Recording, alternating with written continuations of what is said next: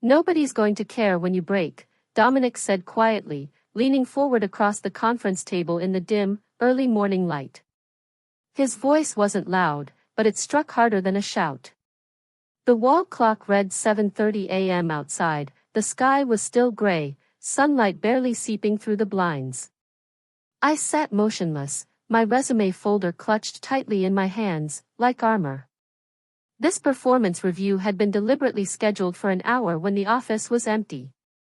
"I've been waiting months for this," he added, tapping a thick folder with my name stamped across the top. Every slip-up, every shortcoming, documented. He smiled and reached for the folder, ready to begin the final blow. But before he could open it, the front doors opened loudly. Footsteps echoed through the quiet office. Dominic looked up, startled. His smug expression faltered. Ala, our HR director, strode in with determined steps, 2 security officers trailing her. She didn't look at Dominic. Instead, she walked straight to me and placed a sealed envelope on the table. "Open it, Lana," she said gently. I did.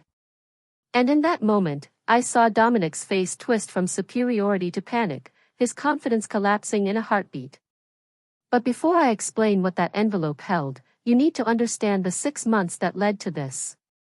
6 months of manipulation, mental warfare, and relentless gaslighting.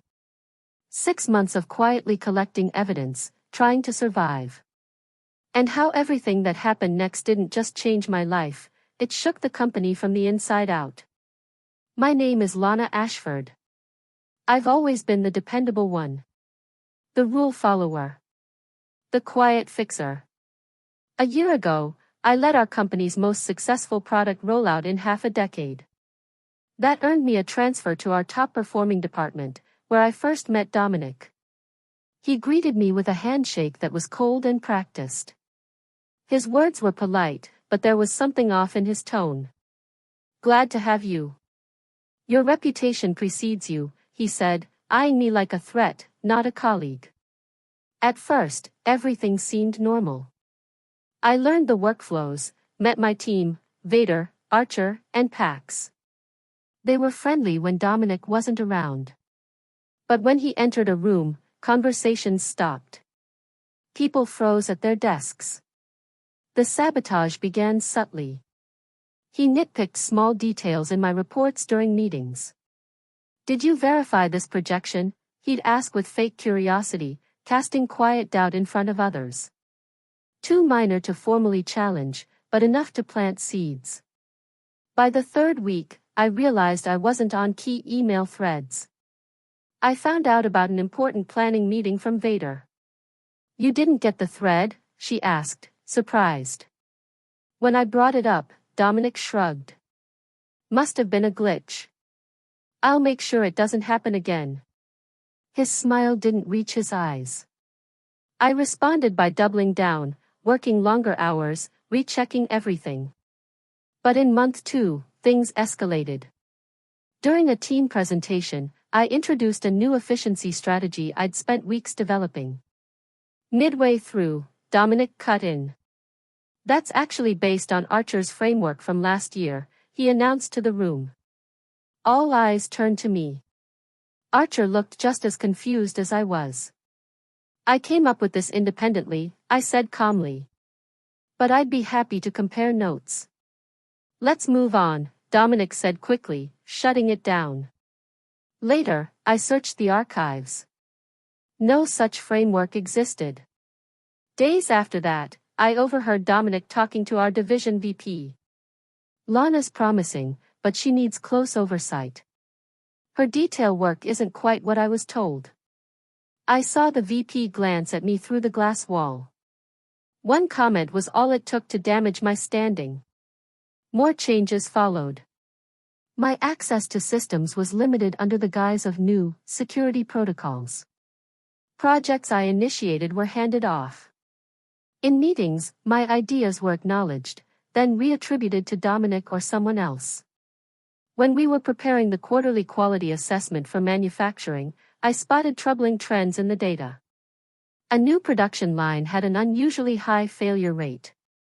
I documented the issues and gave the report to Dominic directly. "I'll review it," he said. 2 days later, the finalized version came back for distribution. My warnings had been scrubbed out, replaced with vague language that downplayed the risks. I approached him again. "You're overreacting," he said. "This isn't your old department. Standards are different here. But these findings."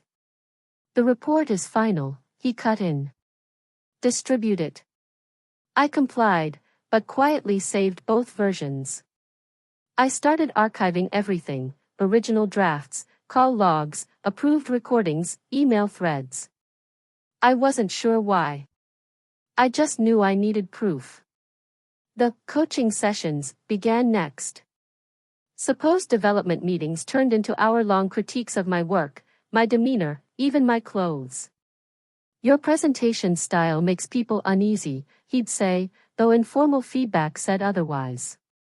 Team lunches happened without me. Decisions were made in hallways I wasn't invited into. When clients visited, I was always pulled off for urgent tasks. Vader noticed. "He did this to Talia before you," she whispered one day. "She left after 4 months. Couldn't take it." "Why?" I asked. "Dominic only feels secure if he's the smartest in the room. If someone threatens that, they don't last." That night, I researched Talia. Top performer. Stellar track record. Now working a lower-level job at a much smaller firm. I found others, too. All bright stars dimmed under Dominic's leadership. By month 4, I was unraveling. I couldn't sleep. My appetite disappeared. The stress followed me home. Friends told me I looked ill. I thought of quitting. But my mother's medical bills were stacking up. Her treatment wasn't fully covered, and I needed the job, and its health insurance. So I changed tactics. I documented everything, built allies outside my department, and most importantly, kept a close eye on that production line. Then, last week, a system alert flagged 3 consecutive batches for anomalies. The same pattern I had warned about. I bypassed the polished reports and pulled the raw data. The situation had worsened. This wasn't about efficiency anymore. It was a consumer safety crisis waiting to explode. I compiled a full analysis and demanded a meeting with Dominic. He postponed, twice. When we finally sat down, he barely looked at the report. "We're aware of the fluctuations," he said. "They're within the acceptable range." "They're not," I pushed back. "The clustering indicates a systematic fault. We need to halt production now." His eyes narrowed. "That would cost millions. You want to scare the board over projections? This is a liability issue." "This conversation is over," he said.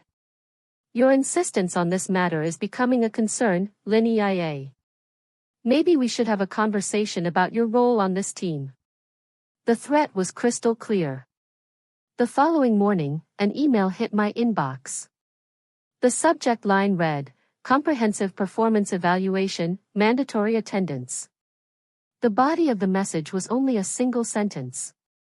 Early scheduling ensures privacy for what will likely be an emotional conversation. I showed it to Veda. Her face went pale. He sent Talia a message just like this before she left. That evening, I made my decision. I gathered everything, 6 months worth of documentation. Emails, notes, meeting recordings.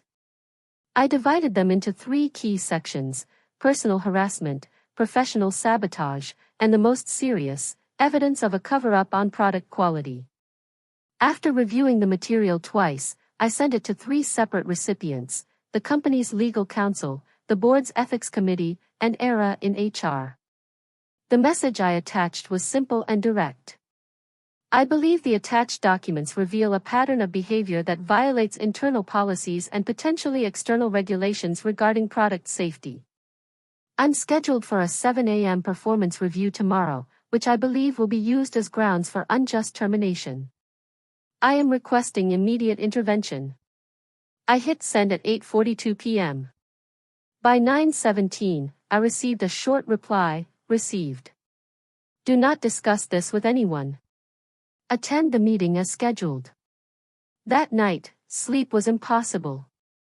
I braced for the worst, losing my job, a tarnished reputation, possible retaliation. I rehearsed what I'd say when Dominic inevitably tried to fire me. I updated my resume and packed up my personal belongings, preparing to leave with my dignity intact. But what happened the next morning wasn't anything I had anticipated. At 7 a.m., I stood inside the conference room, prepared for battle. But instead of Dominic taking control, it was Era who entered, flanked by two members of security. Without saying a word to Dominic, she placed a sealed envelope in front of me. Open it, Lana, she said softly. I did. What I felt in that moment wasn't pride or relief. It was a strange mix of numbness and validation. Inside the envelope was a letter confirming receipt of my documentation, an official notice that an investigation had already been launched, and a temporary reassignment to work directly with the executive team on a special initiative. Dominic shot to his feet, his chair skidding backwards. What the hell is this? Era's voice remained calm and professional. Dominic, we'll continue this conversation in my office. Security will escort you. This is absurd, he snapped, his eyes darting between her and me. Whatever she's told you is a complete fabrication. Her work has been subpar since day one. I have files.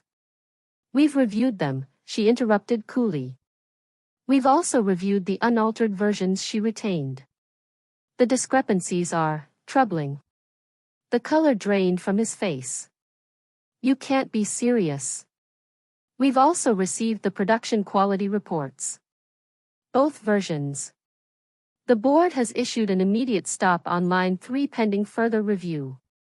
Recognition hit him like a wave. His eyes met mine, not with condescension, but with something unfamiliar. Fear. Please proceed to my office, Era said, her tone final. And Lana, Wynn from the executive suite will meet you upstairs in 15 minutes. Take a moment if you need it.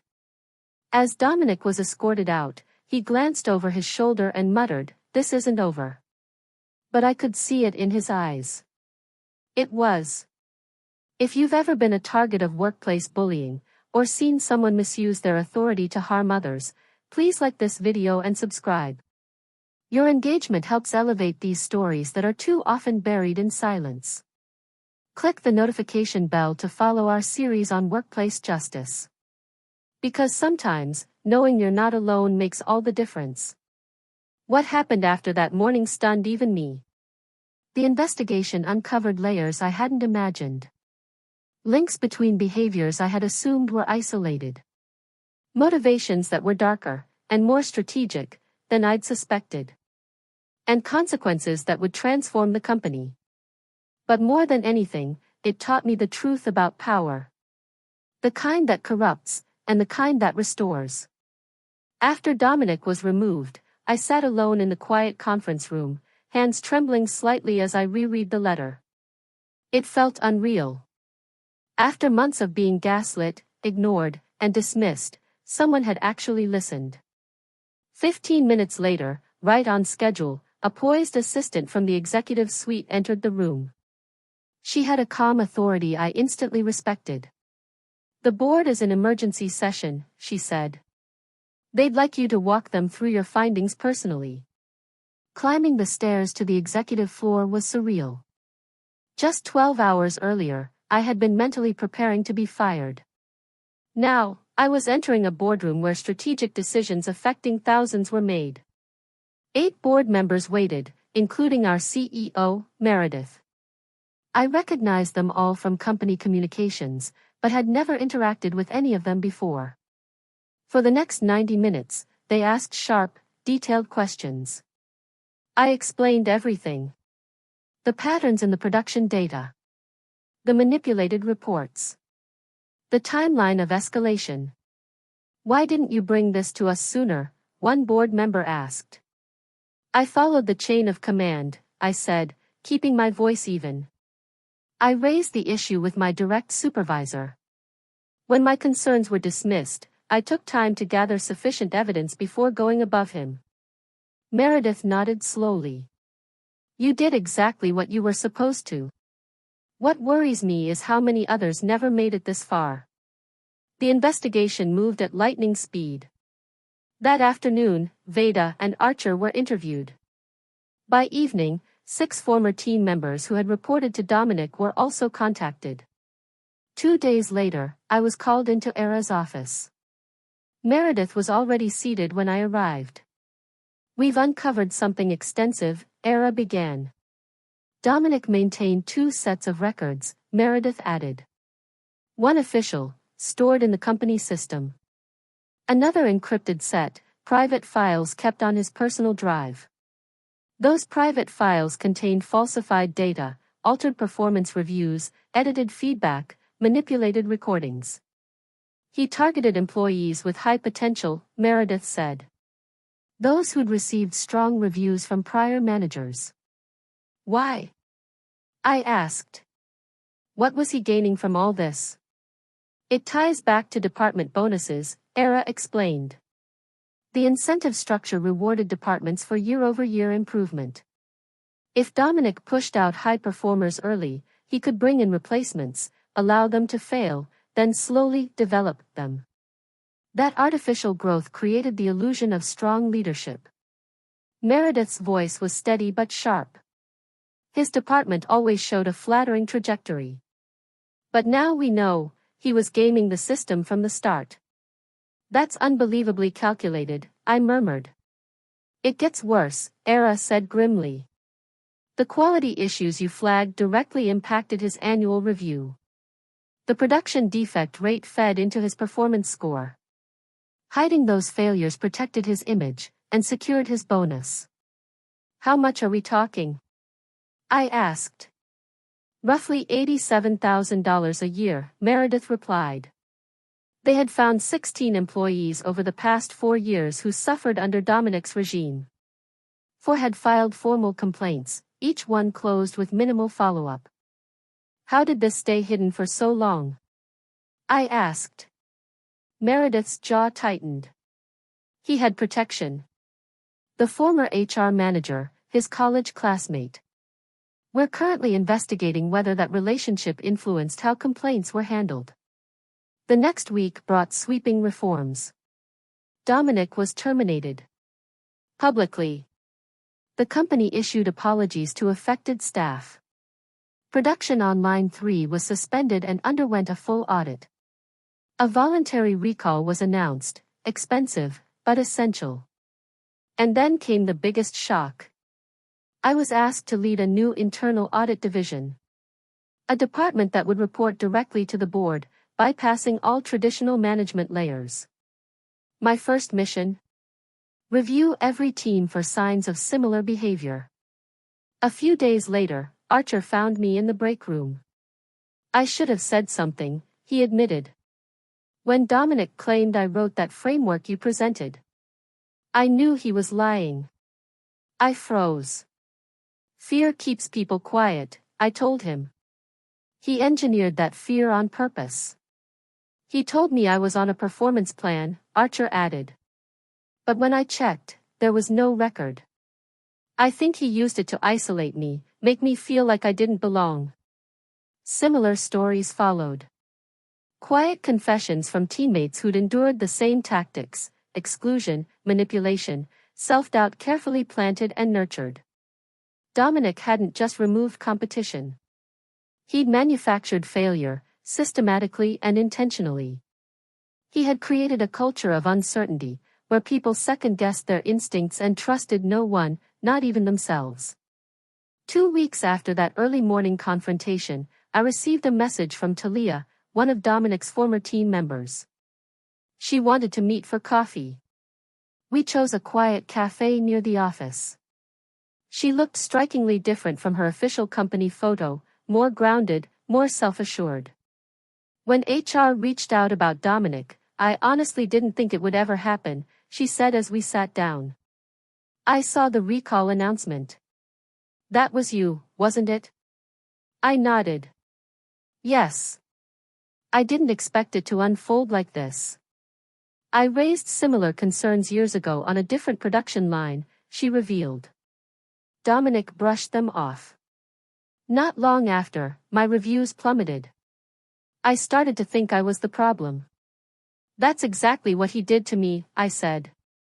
I heard you kept records, she added. That was smart.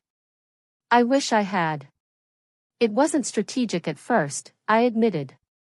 Just something I did on instinct. She smiled. Well, that instinct changed everything. The company called yesterday with a formal apology. They offered to reinstate me, with full bonus back pay. 4 others received similar calls. A quiet satisfaction passed through me. Are you thinking of returning? I am, actually. The new leadership seems solid, she said, pausing before adding, there's something else you should know. After I left, I filed an anonymous report with the Consumer Protection Agency about the production issues. My eyes widened. You did? They launched a preliminary investigation, but it stalled without internal documents. Now that the recall's been made public, they've reopened the case. The implications landed fast. Dominic might face more than termination, this could lead to regulatory penalties. Exactly, she said. Violations like these follow you for life in this industry. Her voice was calm but unwavering. And some consequences are long overdue. When I returned to the office later that afternoon, Meredith was waiting. We've been notified of a regulatory investigation, she said.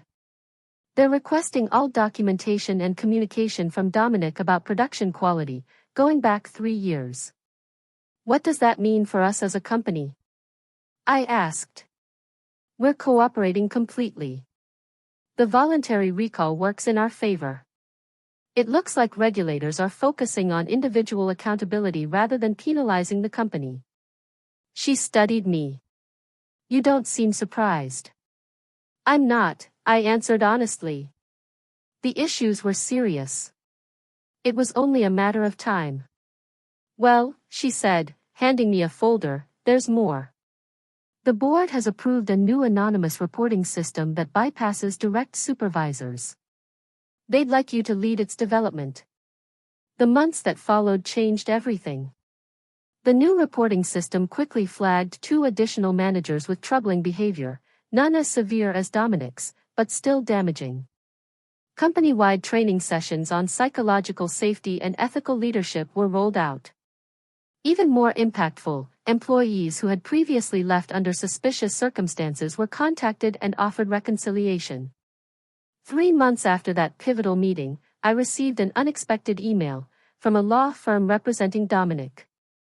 He wanted a letter of reference as part of a settlement negotiation with the company. In return, he'd drop any potential claims of defamation. I forwarded the email to legal without comment. Their reply came fast and firm. The company will not be providing a reference or engaging in settlement discussions involving verified misconduct.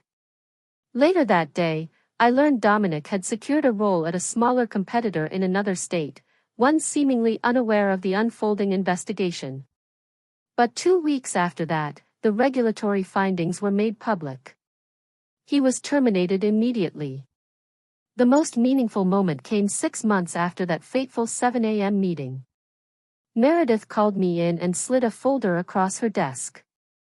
The board has approved a new executive role, she said, focused on workplace integrity and quality oversight. We'd like you to take it. The position represented everything I had fought for: transparency, accountability, and institutional protections against abuse. It came with real resources to build lasting change. Why me? I asked. There are others with more executive experience. Experience isn't what we need, Meredith replied. We need someone who identified a systemic issue, documented it thoroughly, and had the courage to act, even when it put them at risk. We need someone with integrity. I accepted the role the next day. 1 year after Dominic tried to publicly break me, the company received an industry award for ethical leadership. The manufacturing issues were fully addressed through advanced quality controls that set new benchmarks. 5 of Dominic's former targets returned to the company, this time, in elevated roles. As for Dominic, the regulatory penalties included a 5-year ban from the industry. His reputation never recovered. Word spread that he'd taken a low-level job outside his field of expertise. The systematic sabotage he'd once inflicted became the very map of his downfall. The best part? I didn't have to lie, manipulate, or seek revenge. I simply protected the truth he tried to erase, and made sure it reached the right hands. That was enough. In my new role, I created a mentoring program for employees rebuilding confidence after workplace trauma. We called it the Phoenix Program. Talia became one of our first mentors.